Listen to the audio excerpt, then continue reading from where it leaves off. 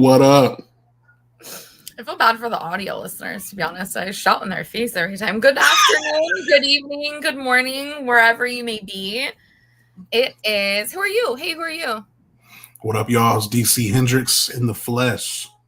Back at it. Back at it again. Tuesday Night Besties are here. We are ready to talk about everything that happened on tonight's NXT. It is July 29th. Can you even imagine? I feel like the summer has flown by. We have SummerSlam is already this weekend. Like what? Crazy. What has gone on here? Seemed like yesterday was WrestleMania. I know, right? I genuinely feel like it was not that long ago. Okay, well, let us know your thoughts, your feelings, your comments, your concerns. Hello, Zach. Zach is here. He says, happy National Lasagna Day, Amanda in DC. Oh my God, thanks. National Lasagna Day. That's a great AV. That's a great show. Yes. Price is Right. The Price Love is that Right. show. That's for us older people. Yeah, that was the back in the day. It was one of the things you could watch if you stayed home from school. What was your favorite thing to watch when you stayed home from school? When I stayed home from school, Saved by the Bell. Oh, okay. There you go. Yeah, and then when I was really young, the normal cartoons like Arthur, Little Bear, that kind of stuff. But when I got a little bit older, Saved by the Bell. Okay. Well, I've been a Josh Panda forever, so I remember vividly loving Sally Jesse Raphael. There's another. Who was the other one? There was another one that was kind of like raucous. Ricky Lake was usually a fun one. I feel like that was on after school though, because I used to catch my girl Ricky. Okay. Yeah, Ricky Lake, Maury, Montel. Yeah, Maury, Montel. There you go. Yep. Well, let us know your thoughts, your feelings, your questions, your concerns. I don't have tarot cards or anything, but I can pretend because those ladies on the reels, they'll get you with those tarot card readings. You got to look out for them. Let's get down to it. We'll talk about everything that happened on NXT tonight. What was your favorite thing? Should we go in order, or should we just favorite thing? Yeah, we could go there. We can. That's tough. There was a lot to love tonight. You know what? I love Nia Jax making an appearance. I liked that too. I loved Nia Jax because, I wasn't expecting that.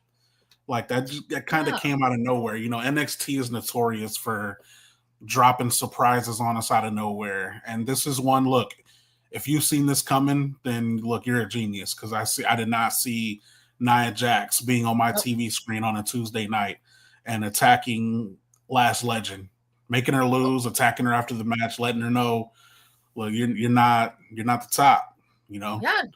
And they got a match next week, so we'll find out who's the top of the women's division. But yeah, Nia Jax, I'm a big Nia Jax fan, especially since her latest tenure. I think she is really. I don't want to say resurrected, but kinda her career. I think this latest run of hers, winning Queen of the Ring, becoming champion, and all that. I'm really glad that they're, still doing something with her and still making her like this dominant force in the women's division. That's not letting anyone that's trying to be dominant and trying to be the big, the big woman of the division, the strength and power. And I'm glad that we got her tonight on a Tuesday. I love Nia Jax, so that was my best. I think so often I am the number one perpetrator of this, is that when there's someone exceptional on NXT, I want them to go to the main roster. And there is the counter argument that then what is there to be done on the main roster? Because there's only so many spots. There's only so many titles. And I think that's something that might be interesting moving forward that would probably be a really great segue for both sides, is to have more of that crossover. Like sometimes main roster people can pop down and have a feud. I think similarly to what we see with Trick Williams going to TNA, it kind of gives folks that are not necessarily mixing it up in any title picture an opportunity to still be able to show their skills and see what they can do. Because they're definitely, Lash is someone who, although she doesn't have a clearly, or hadn't before now, a clearly defined rivalry, it doesn't mean that she's still not someone that we want to see. So that's very cool. That'll be a lot of fun. Yeah, I mean, it was like double whammy for me, like double positive, because like we get Nia Jax on the Tuesday night, and assuming we get her next week as well. But we Yeah. also get Last Legend feuding with people that, I mean, this is a recent WWE Women's Champion and Right. Queen of the Ring from last year. So Last Right. Legend also getting the big main roster rub here and getting in Yep. with the feud with the main roster and top woman in the division. So it's like double positive for me. So that's a big reason I loved it as well. I do think it's a very much an everyone wins scenario. So that's something very cool. And I hope we get to see more of that. I think there's a couple other people that would be and a good strategy for, to be able to get them on TV and still have something to do. Someone else I like to see on TV that I kind of thought was a fun, it's not that it was a change, but oh goodness, Blake Monroe's segment was fun, but the way that it kind of like harkened out all these other characters, I think was the part that I liked, because I really want to see more for Kalani Jordan. I think she has tremendous abilities and a tremendous character, and they kind of just need a little bit more going on with that. But so Blake came out, Jada Parker ended up out there. Yeah. There was a fourth. Who was the fourth woman? It was Lola Vice. Oh, Lola Vice, that's it. She came out first. She's the first one. So it was Blake first that was out there having like a little bit of a segment, interrupted by Lola Vice, interrupted by Kalani Jordan, interrupted by Jada Parker by the end. But then kind of the way that things ended up splitting out was that it ended up being Lola Vice and Kalani Jordan in the ring looking down at Jada Parker and Blake Monroe, who was trying to get cozy to Jada, and Jada was not having it. She is not here for the games. She will not be the next bestie to go down. She is unamused, and it was very fun. So I think, and even more, I think. Have I went on a Jada Parker rant before? No, I don't think I have. It's like I will keep it brief. And it's not really like a rant. It's just like I just don't understand what they're doing with her. Like it feels like it's the same thing they were doing with her the first time. It's like, they push her, put her in the title scene, and then she loses. Like, are we just doing this all over again? Like, I don't know what else she needs to do in order to get a title belt. Like, there is no disrespect to JC Jane, no disrespect to Sol Ruka. But nobody has control of that NXT crowd and the NXT universe more than Jada Parker in that division. And she has yet to win a title. Make that make sense. What are we waiting for? Yeah. Just completely, and that was my worst of the worst tonight, was her match with Jasmine Nix. It's like, what are we doing? Like, just completely dominated her. Like, that match was hardly even a match. I can't even tell you anything Jasmine did. Like, she just got completely destroyed. And so, like, what was the point? I really hope that we are finally moving towards Jada Parker getting some gold. I don't know what else she needs to do. I don't know what other feud, what other woman she needs to put over. I don't know what she needs to do, but she's done it. Like, I don't know what we're waiting on. I hope this is finally the time for Jada Parker. Yeah, I think you're completely right in that if it's not now, when is it? And what are we doing? Because it is something that she does have. It's that same kind of group.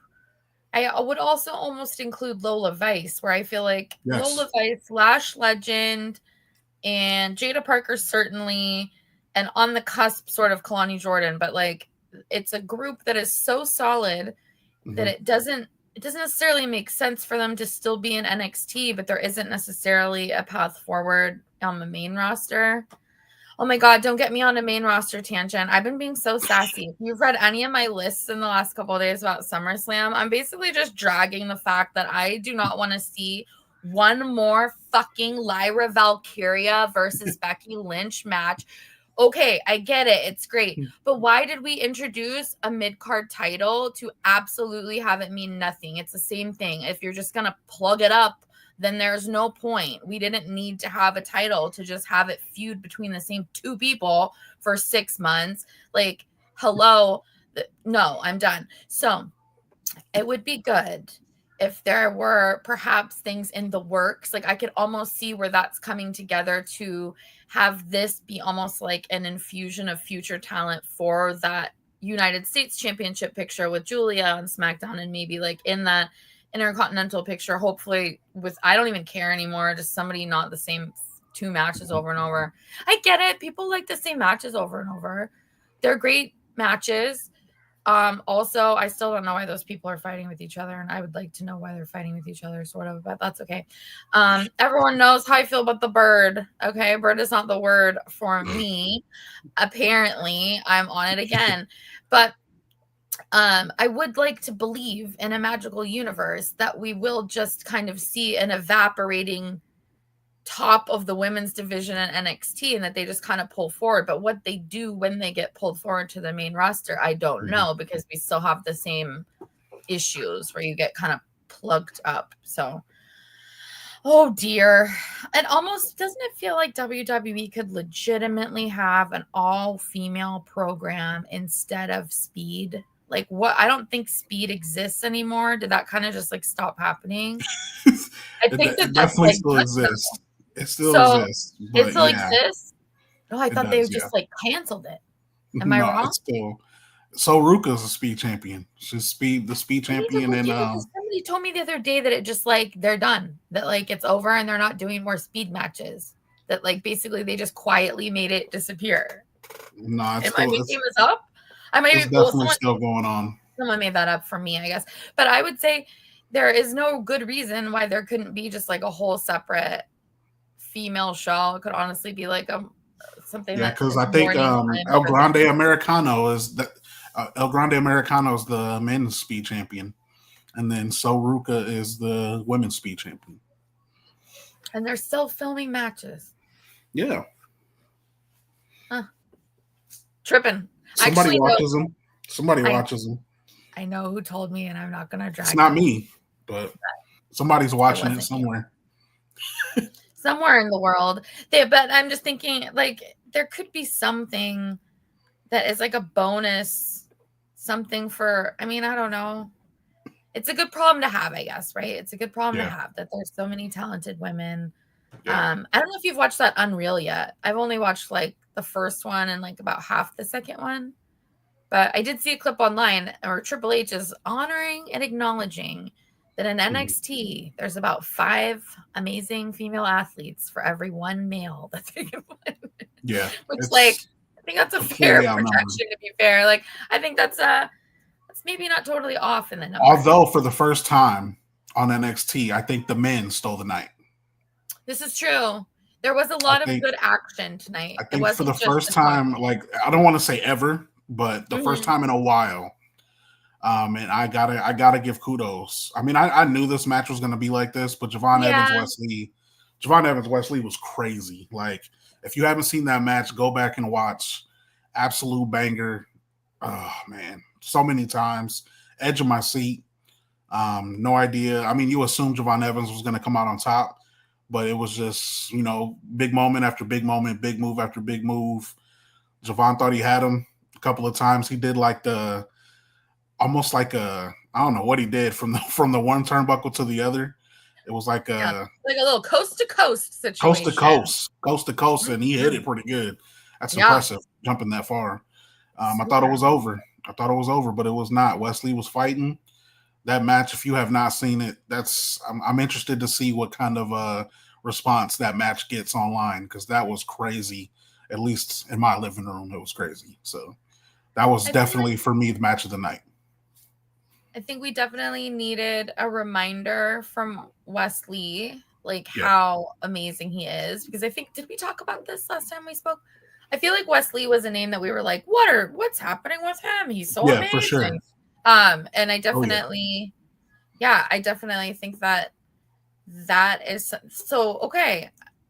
That is a match that I will watch 3 or 4 or 5 times over the course of several months, because there is going to be compelling action every time, but there's also like a little bit of emotional stakes. Like, you could definitely fill in your own blanks around how Wesley might feel about Javon Evans, because I do think in the past, Wesley was the like bright new face, very much like put over as up and coming star. And then that kind of even though there's time and dedication that evaporates and you're not the shiny new toy anymore. And I think that's like a very compelling emotional story that doesn't take a lot to pull forward.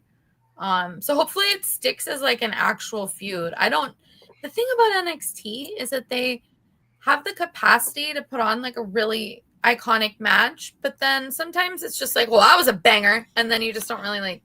They don't ever revisit it. Doesn't happen again, or yeah, it just kind of falls apart. So it would be nice to see that come back around. I'll watch a best out of 7 between those two because it was definitely that was crazy very, and like very good. Even deeper than the match though, like it's deeper than that because like now the high rise have like completely aligned themselves with Trick Williams, which was also great tonight.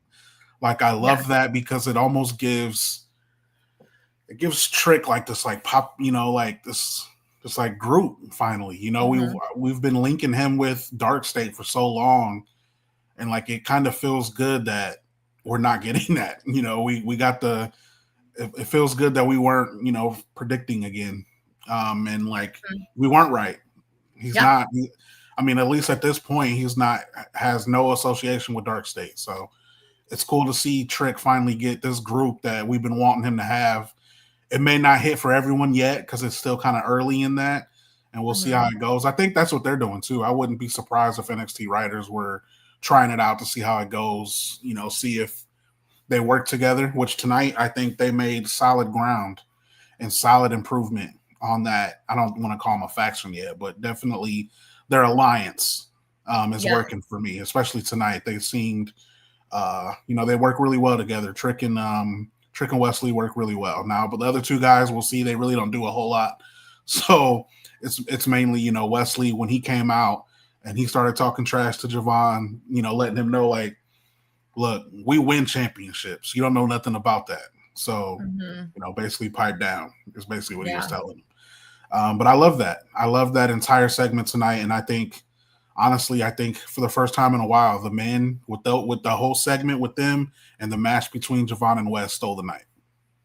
It was very, very good. I would secretly, didn't I say this last time too? I don't remember who I said it about. I just want Black DX so bad. Why not? It's right there now. Never had it. It's right there now. That's it. Add a lady, you're done. You're already there. My other option is Street Profits, Ron Killings, Mello. That's lady. Slightly better. Yeah, that's my other. That's slightly better. I've been calling for Trick Mello Gang to reunite for a long time, so. I just feel like the combination of Wesley and Trick Williams has the ability to capture that same spirit of Triple H and Shawn Michaels, where you kind of love them, for sure. But they are fucking with you, and so you shouldn't love them. Like as a fan, the experience is like very much that can be that anti-hero. I would see Wesley more like a X-Pac. Really? I would see him more like an X-Pac, and I would see Mello and Trick more like Shawn and Triple H. Would be the Shawn and Triple H. That'd be nice. Now we're cooking. Now we're getting it. See? We're on to something. Okay, so dear Mr. Hickenbottom. Yes, Black DX, make it happen, please. Yeah. Just don't call them that. What? Oh yeah, I don't think you can say that. Don't let that be their name. Michael Cole, the Black DX. The Black DX is here. Black DX is here. But like black like the band from the early 2000s. So like BLAQUE. Yeah, hopefully that. Don't put it in the universe, Amanda. Honestly, a writer has a notepad. Yeah, we can't put that out there. Somebody might take that. That sounds like a great idea. Sounds like a fantastic idea. Black DX, we're debuting next week. So yes, NXT continues to be a delight. What do you think about what is going on with all of this? I feel so bad for Yoshiki Inamura. I don't like to say his name because it always sounds weird when I say it. But I'm gonna make you say his name from now on. Yoshiki Inamura. Is it just Inamura? Oh no. Is this Inamura? Yes. Okay. Yoshiki Inamura. It is kind of Anyhow, hard to say together. I feel like he's getting bullied. I feel like he's turning into like a almost, not saying they're jobbing him out, but like it's kind of. I hope not, but I see what you're saying. I really hope not.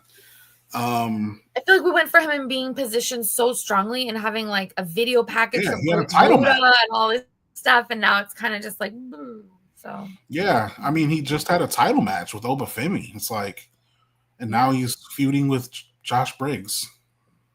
Yeah, I love Josh Briggs, but me too. But yeah, that's like, that's a huge downgrade.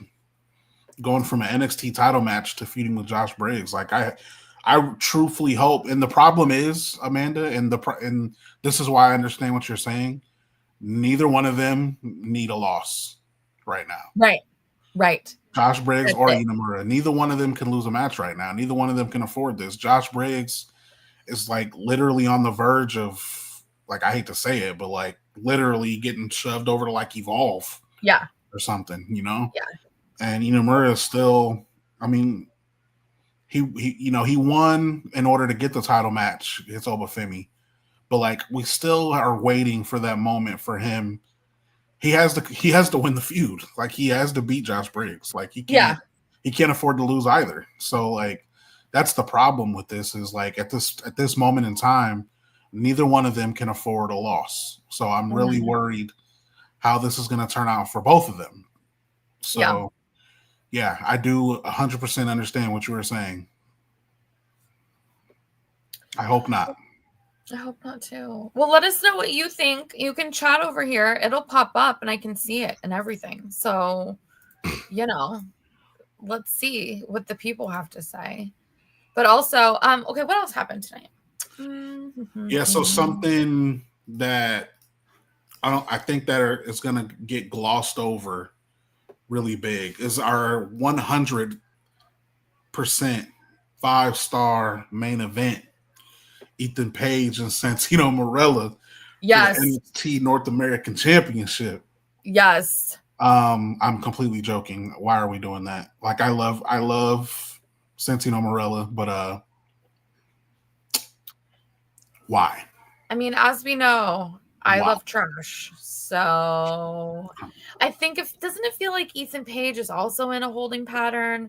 Are we just stuck? Are we just stuck? When is this draft call from the office? I would like an answer because I thought that it was before SummerSlam. Then apparently it's after. But how far after are we talking, man? Because I can't keep doing this. You're not riding with Ethan Page's title reign?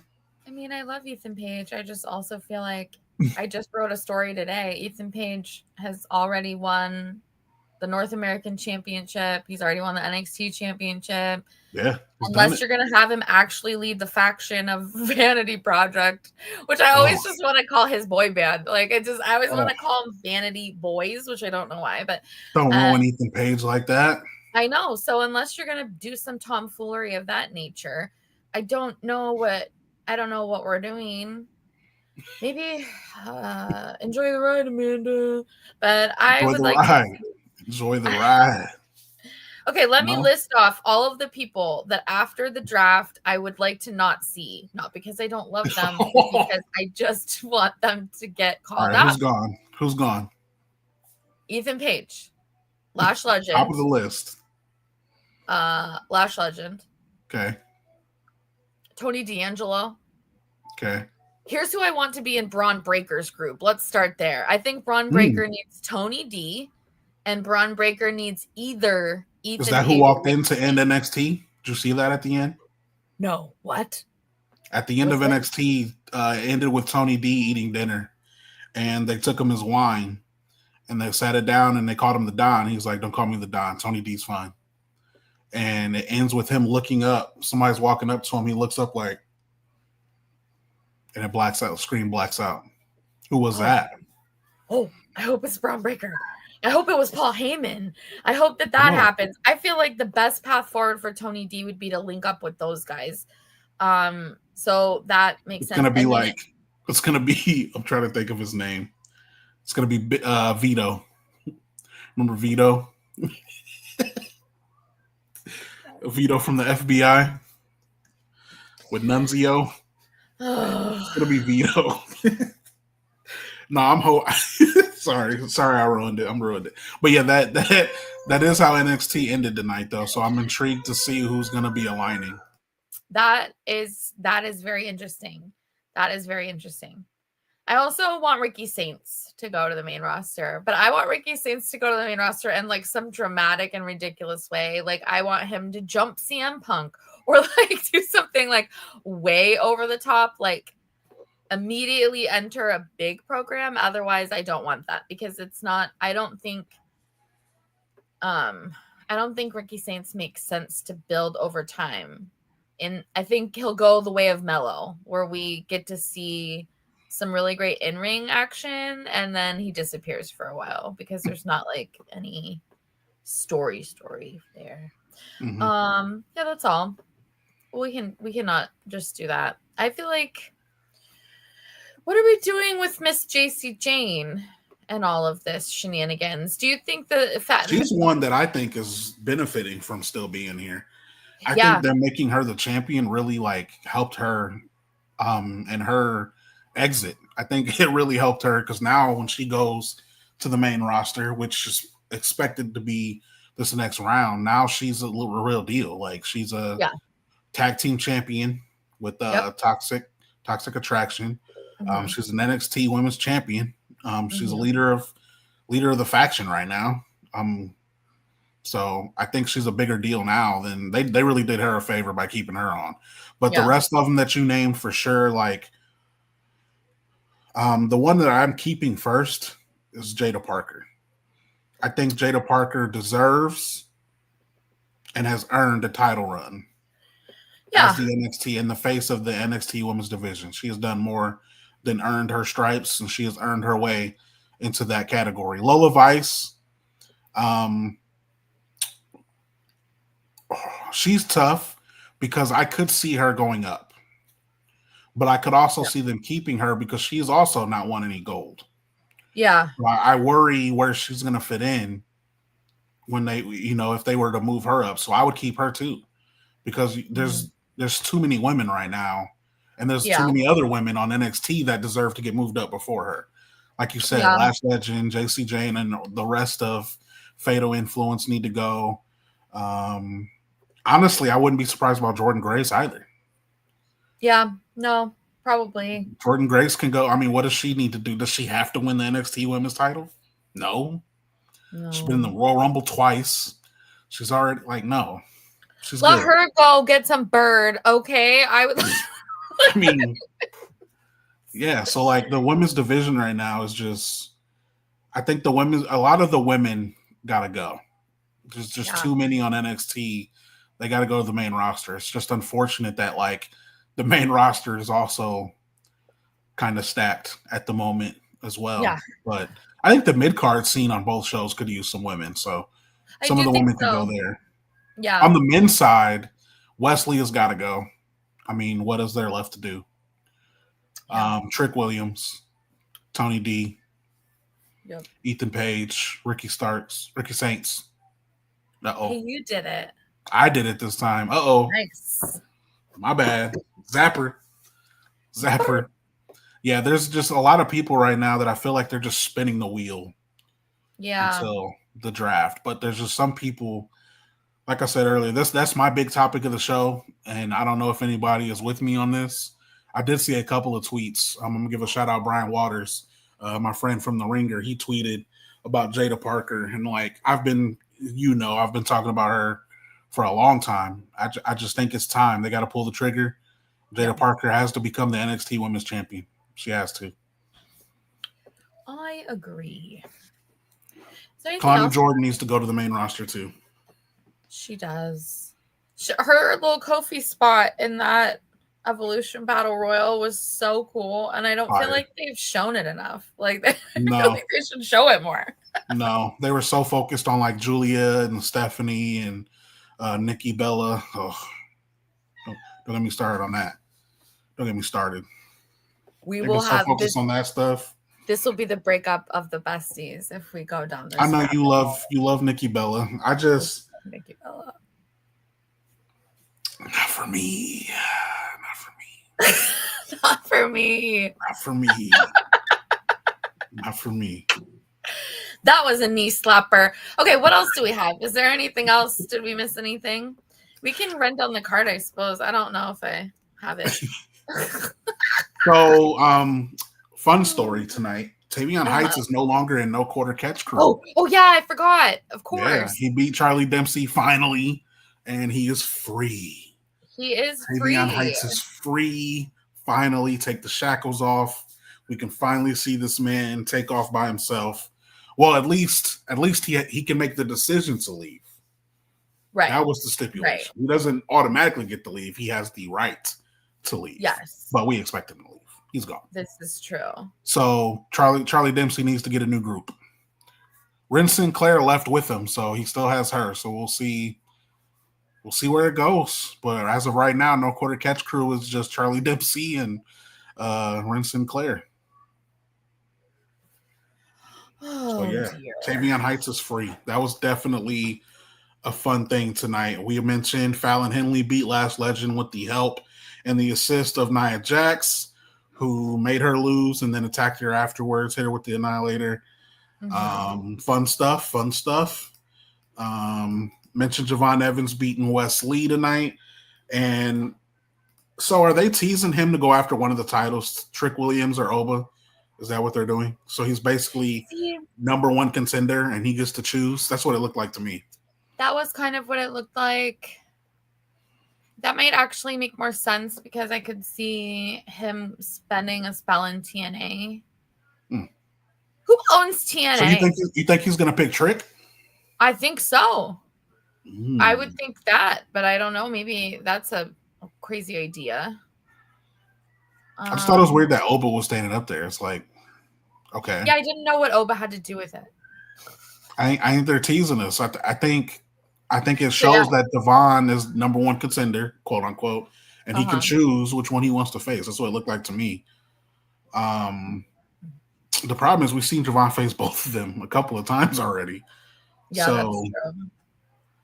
And it's hard to. I hope he doesn't pick Trick because he's not going to beat him. Why would they have Trick win the TNA championship? To then give it to Devon Just to lose it to another NXT superstar. That makes no sense. Especially when tonight Santino told Trick, "Oh, don't worry, that's coming home very soon. It's coming home."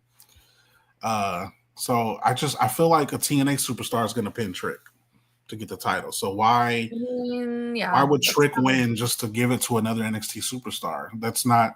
If they faced, it wouldn't even be believable, in my opinion. That's true. I forgot that Inomura bitch slapped Stax. Like I thought of him as but he wasn't. He got Stax got saved by his lady. Yeah, Stax got saved by his lady. She had to check on him, make sure he was okay. You know, Stax are a real life couple. I hope it's on TV now because I like romance. NXT locker room. That to be an NXT superstar, you got to date a wrestler. You got to date someone else in the NXT locker room.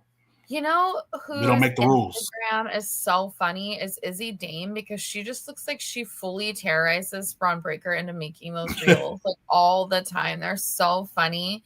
I love it. Tatum Paxley got a title match against Sol Ruca coming up. So it sounds like Izzy Dame hooked her home girl up with that. Yeah.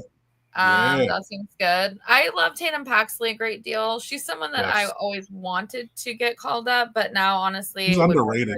She not, super underrated, super underrated in-ring ability, and one of those people that, people like me who give zero shits about technical wrestling. You know how you know that you're an exceptional technical wrestler when someone like me goes, "Whoa, that looks good." Like, that's cool. You know what I mean? Because I'm not necessarily even looking for that. That's not what I'm watching this for. However, when there is skills, you can be undeniable. And she's someone who's so iconic. I love her a great deal. They're fighting in the women's division. I'm just scrolling Twitter because I'm trying to see what else we missed. I feel like there's something that happened that I didn't, that was like kind of relevant. We got the Tony D. I think we mentioned it all. I mean, I think Chase Joseph said he did the interview with Miles Bourne. Miles Bourne, that was nice. I just like Miles Bourne so much. So if they have any reason to put him on there, that story is touching. You know, that I don't think I've ever seen that before in wrestling. Yeah, and I haven't seen that kind of story where he's, you know, and he's talking, right? And just talking about his story growing up, and he had to become obviously very good at lip reading, which I'm sure, like, imagine being a wrestler and trying to do promos and you have to read their lips. Ugh. With all the people screaming. Like, how? Like, that's hard. Oh my God, that's so hard. Yeah, that's impressive. Hard. So definitely kudos to Miles Bourne. There's no way I would be able to, like, kudos, 100%. Yeah. Love his story. I'm really glad that he's getting his shine and that they're highlighting him in this way. He got a title match. Yeah. He's free from no quarter catch crew. Like, yeah. I'm definitely feeling the Miles Bourne train. Was Chase U creeping around Ava to get a title shot at? Yeah, so they were.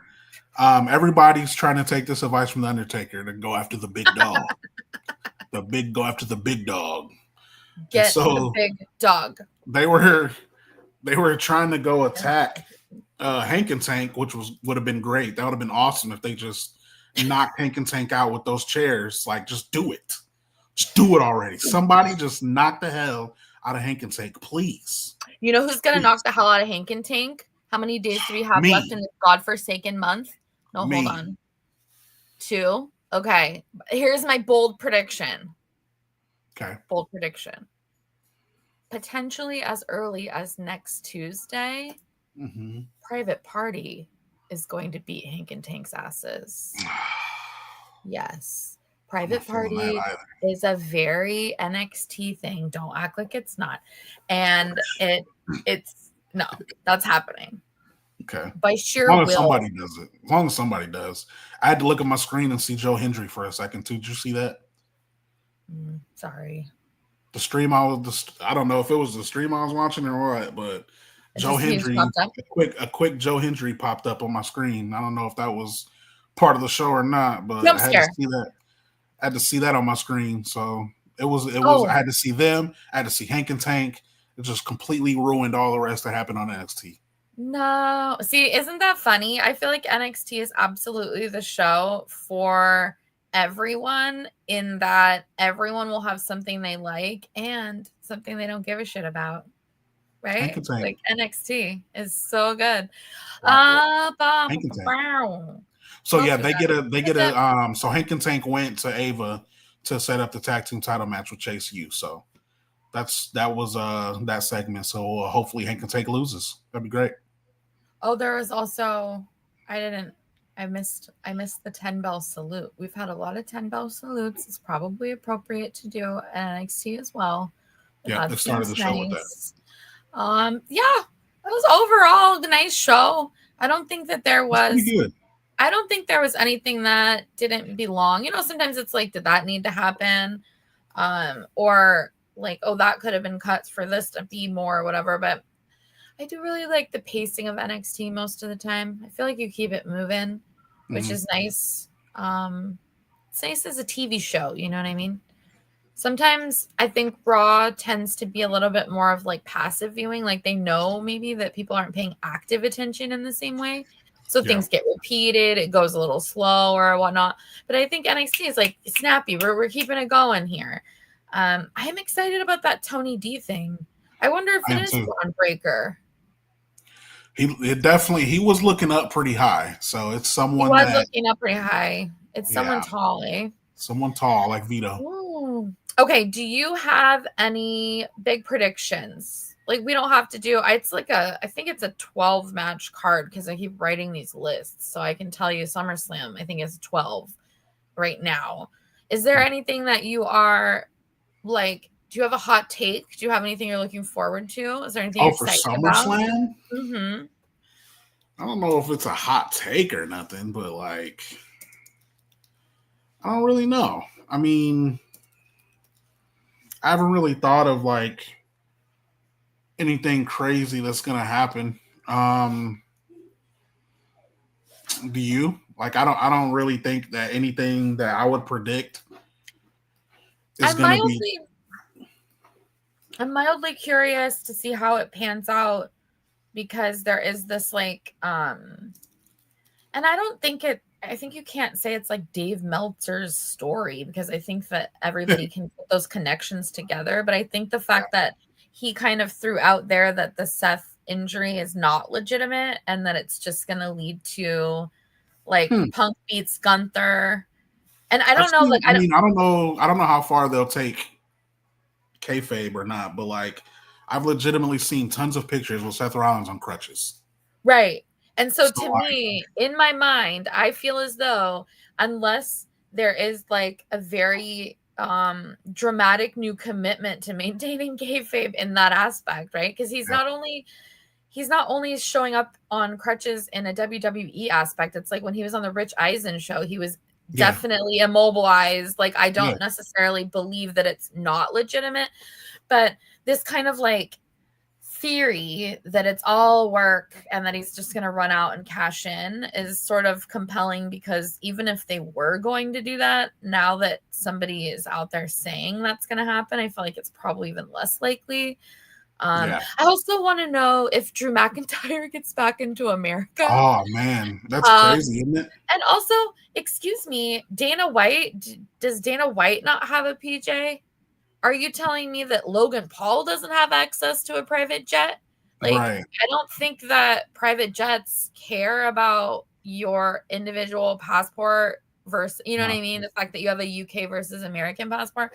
So that seems odd to me. I feel like there better be a workaround for that.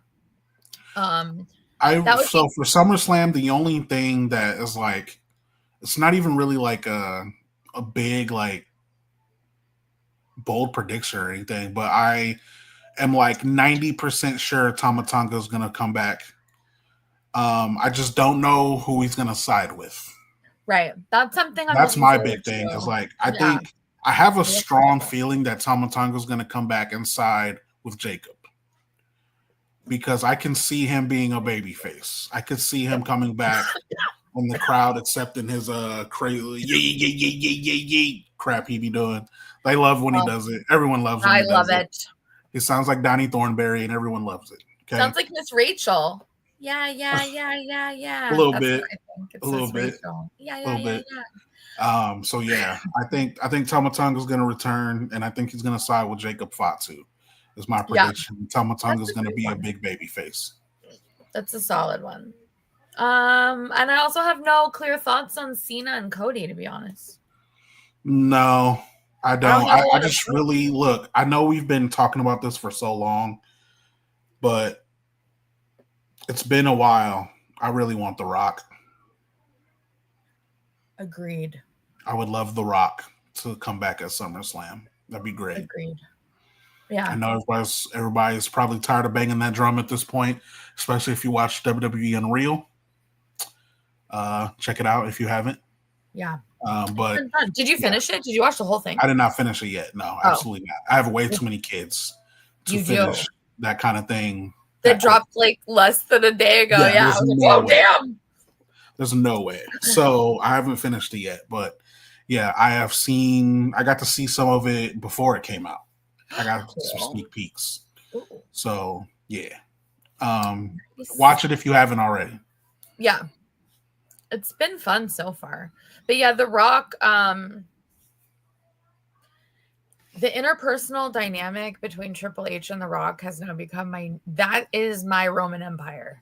Like, that is my new hyperfixation. If anybody wants to talk to me about that, I'll talk about it for 5 hours, because their dynamic is like so compelling. The way that I think Unreal gives you a very clear glimpse of personality without having to say anything, because you can observe the way that others in the room react to people, right? So like the faces of random employees when they see Triple H or they perceive that he may be unhappy or they're concerned, or like Abyss was so scared talking to Bruce Pritchard because their one what was it?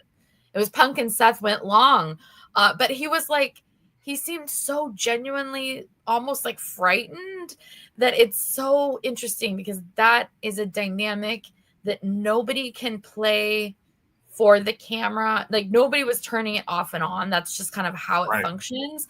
So the faces of the people in the background and the way that they viscerally react to Triple H, and then to see the way that Triple H reacts to The Rock was so crazy.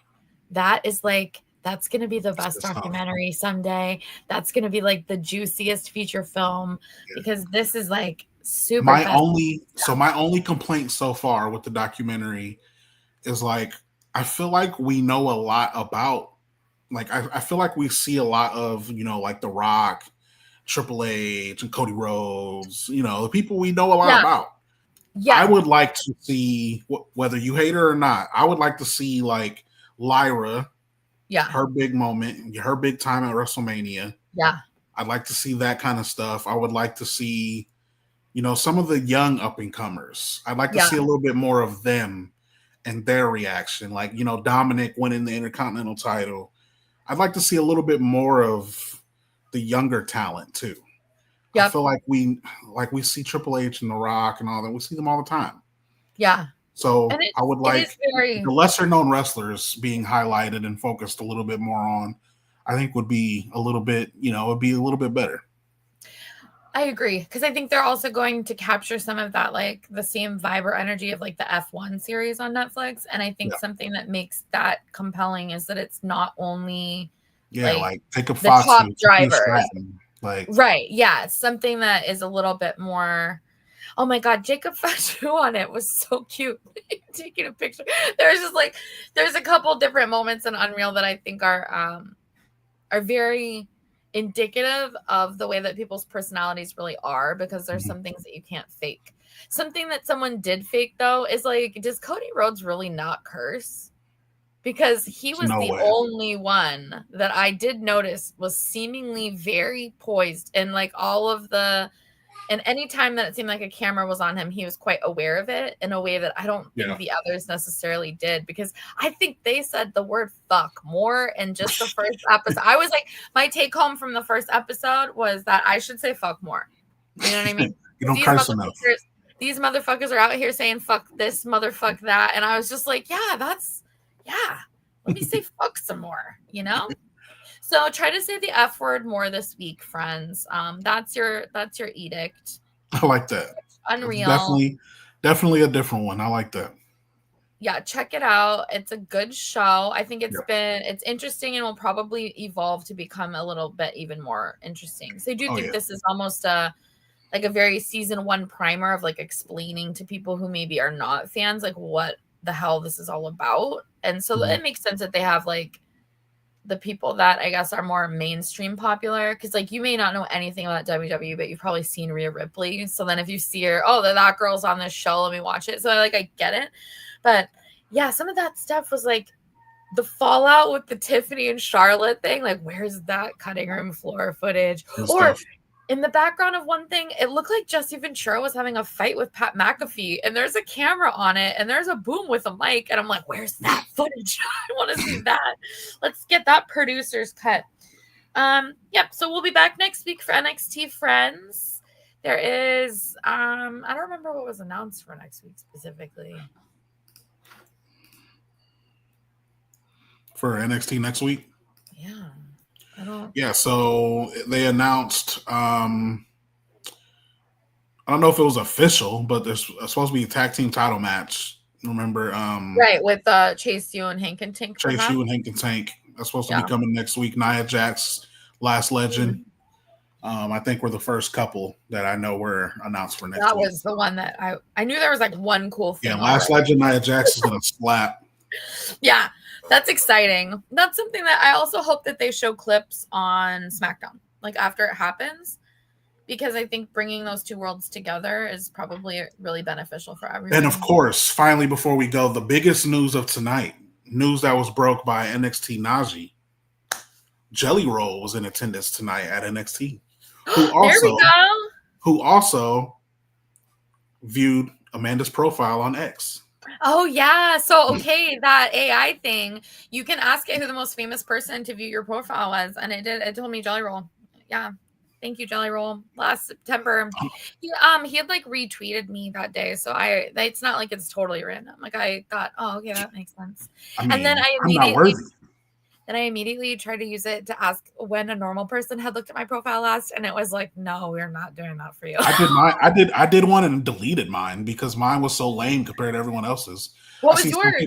Some people's was like John Cena. No, I was just kidding. I just made that up. But some people be having like big time celebrities, you know, Who was Jelly yours? Roll, for example. And I did mine and I got AJ Francis. AJ Francis is a celebrity. Jelly Roll, AJ Francis. Come on, Amanda. Do you think if I tweet at AJ Francis something about shaking ass to music that he made, he will visit my profile too? Because that was literally how I got Jelly Roll, was because last year I hated that SummerSlam song after it played so many times that I had tweeted something not derogatory, but I was like, the song needs to stop. Like, I don't want to hear it anymore. And then maybe like, you know, a couple months later, I was in the kitchen, like having a real moment. And I was like, you know what? I gotta acknowledge, like I do. Try it. It might work. Yeah, I will. We'll get off of here and I'll just, you know, I probably have shaken ass to AJ Francis jams in the past. I used to love those like rap hits music videos. I haven't told Swerve himself, but I did tell like Teasy that I love that offensive ass music and that I was straight up cutting up fruit to like a very offensive song, and I was like, I love this song so much, and he's like, you're crazy. I think I was like, you made this for suburban white women to cut up food for their grandma, right? And he was like, yeah, sure. For sure. That nasty ass sure song. That's exactly who they made it for. Oh, knee slapper. Okay, friends, take good care. Have a great week. Take care of yourselves and each other like Jerry Springer. And we'll see you next time. Bye. Is that Jerry? Oh, yeah, the pet spayed and neutered.